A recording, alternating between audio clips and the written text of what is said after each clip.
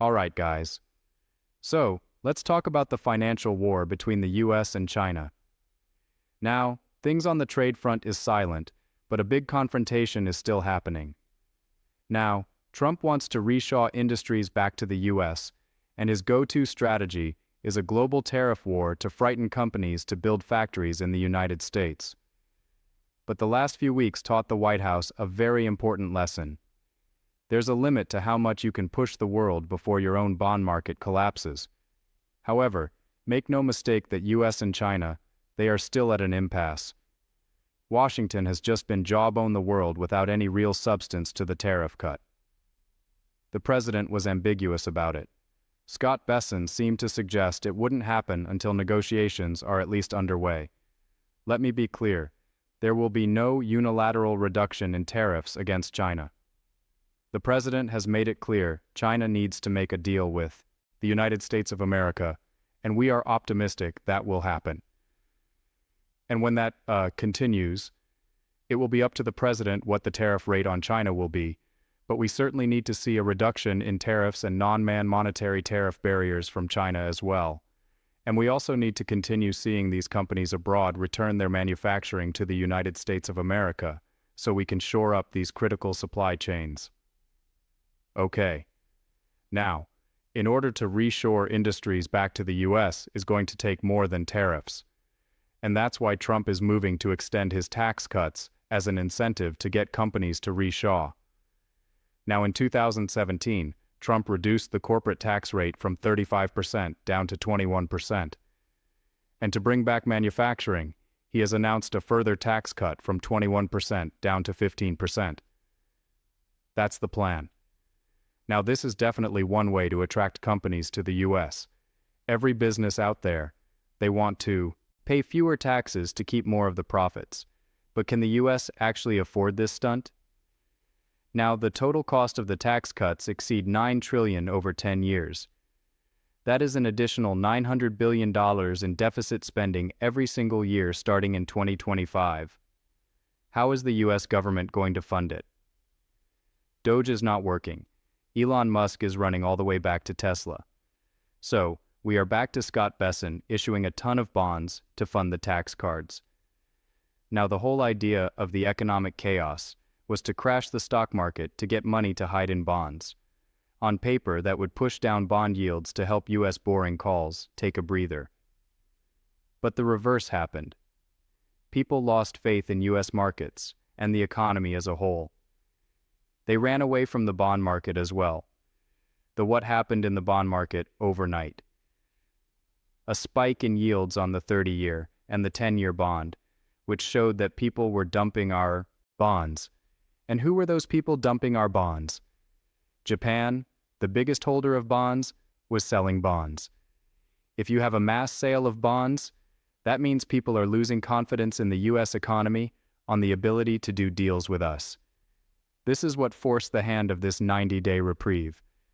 Now, is it a good, are people coming to the table? Yeah, but if you read the between the lines or not even what Scott Bessent said, we have no deals. This puts Bessent in a very awkward position. The bond market is already showing signs of a foreign demand crash. While local Americans, they are buying more of their own bonds. Big players around the world, they are shying away. The recent auction of the 5-year notes saw the US borrow money at nearly 4% yield. But this wasn't a great auction result. Dealers bought less than the US government. Why? Because their customers like pension, funds and hedge funds, they are buying less. But look at the demand from international buyers. The 6-month average came at around 70%. However, buying came in at only 64%. Foreign demand is not as robust as before. Seeing this, there's a limit to how much bonds Bessent can actually issue without breaking the bond market. Again, this isn't ideal when you are fighting a trade war with China, who has a very large war chest. We have spent a lot of time talking about supply chains and industrial subsidies, but where do you get all the money to fund all these activities? You get it from the bond market, and this is where China holds a big advantage over the US. Now, since the tariff war started, investors have been pinging a ton of money into Chinese bonds. China's 10-year yield went from nearly 2% down to under 1.7%. Again, remember the relationship. When bond values rise from demand, yields go down, and this allows the Chinese government to issue debt and raise capital at much cheaper rates than the US. Ironically, Trump's tariff war made Chinese bonds great again. It actually became a safe haven destination for investors. Now for Beijing, this is great news. But for the US Treasury, this is horrible news. Suddenly, fighting a subsidy war with China becomes much more expensive. And that's why Bessent just put out his latest card to contain China. And this time, it has nothing to do with any tariffs or sanctions. Instead, Bessent gave another demand to multilateral banks, nor to loan Beijing any money at all. Going forward, the bank must set firm graduation timelines for countries that have long since met the graduation criteria. Treating China, the second largest country in the world, as a developing country is absurd. Now, the economic war today is getting down to the nitty-gritty details. Even the issuing of loans is now becoming an angle of tech for the US administration.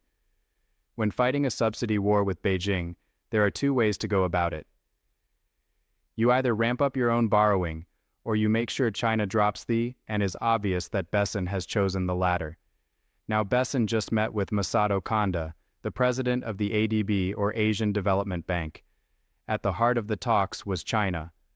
Once again, it's like Beijing leaves Runtre Investments' head. He wants the bank to put China on a clear path to graduate from ADB borrowing.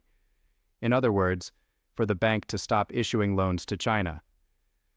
Now, to be honest, this step was rather predictable, but it opens up a whole can of worms and invites retaliation from China down the road. Now, the ADB is a multilateral bank, and its purpose is to support economic development in Asia-Pacific. Now, just think of it as a big regional bank, where the loan recipients are countries and not individuals. Now, the loans are used to help develop Asian economies, and this can be money used to fund government projects like a power plant, or tide over a period of crisis. Basically, the bank is a provider of capital for Asia. The US today has a big influence in the ADB. Together with Japan, they hold 6% of the total shares each, making them the largest shareholders. In contrast, China is only a minority shareholder with a 6.4% share. And that's why Bessent is busy talking with the Japanese to corner China to stop Beijing from using the ADB as an avenue to get loans, which is weird because the ADB is not a charity organization. Countries that loan from the bank to take a loan, they still pay interest on the debt and shareholders still benefit. And here's why Bessent wants to close China's borrowing window from the ADB. Now, the bank allows China to borrow money at a cheaper rate, often on par with the US Treasury itself. And let's say Beijing wants to borrow US dollars from the bank for 10 years. After adding up all the rates and borrowing costs, the interest to be paid is 4.4% per annum today.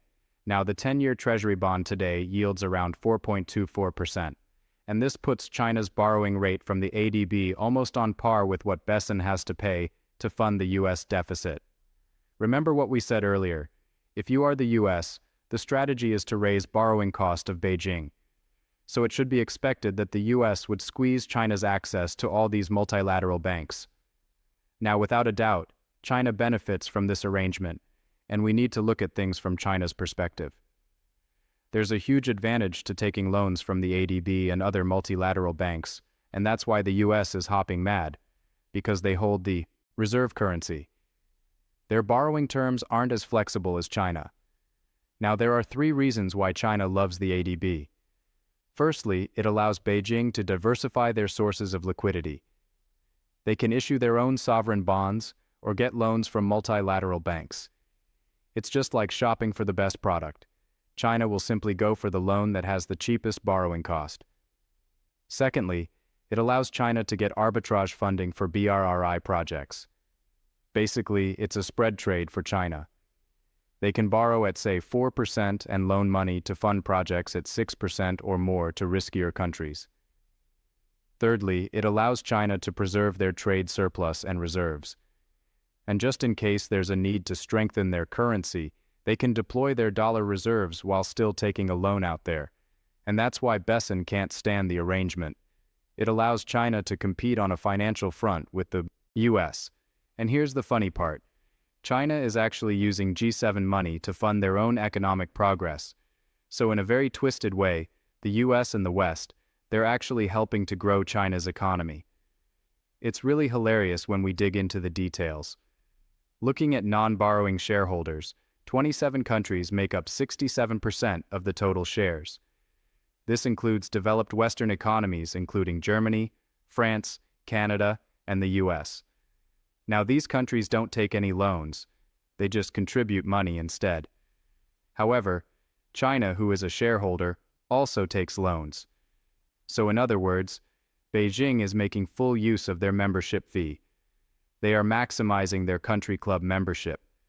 China is basically using the combined savings from the West to get cheaper loans to fund their companies and projects.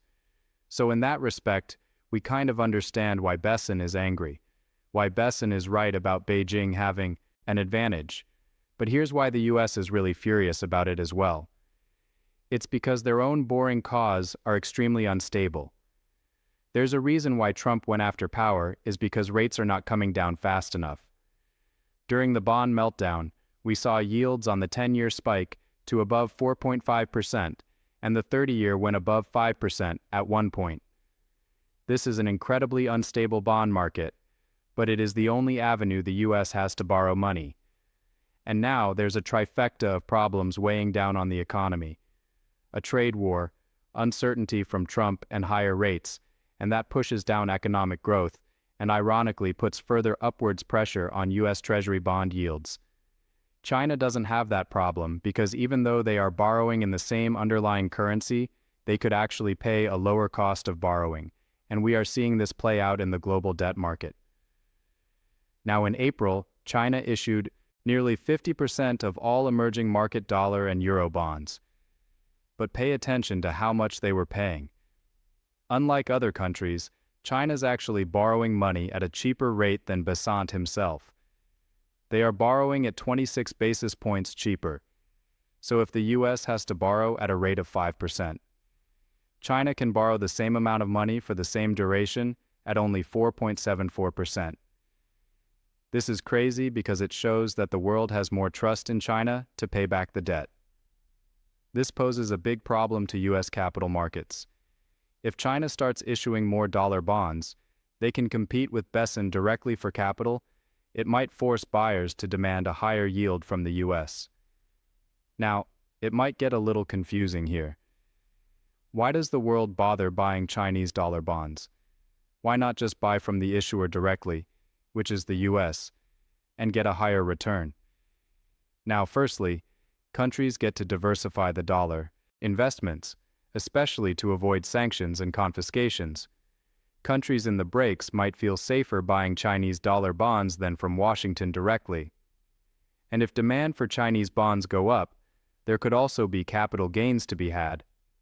It's not just the bond yield you can enjoy. The more Trump launches his trade war, the more countries will turn away from US debt. Lastly, countries might want to fund China's growth to help them grow. Is like funding your ally instead of the US, who's trying to contain your economy through tariffs.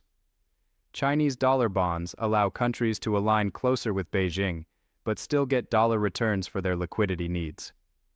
It's a practical avenue to still play within the USD system, but not benefit the US Treasury. And this is why China's dollar bond sales have such a big demand enough to push their yields down. As Bessent himself says, we need to understand how the market works. And let's end this with his marketing pitch. Sounds like he's really trying to sell a cause. It's hilarious. Everyone should care about financial literacy. Whether you are a student with a summer job or a part-time job during school, whether you're in college, whether you're starting your career, or whether you are at the end of your career, making good financial choices creates economic security. And look, it's fun. You learn about the markets. You learn how to properly allocate resources. And there's a big payoff over the long term for something you can do early in your career. But let me know what you think. Will the bank really stop lending China money? And will it even make a difference at this point? Let me know in the comments below. Stay safe. Be sure to smash the like button and subscribe as we navigate through this crazy times.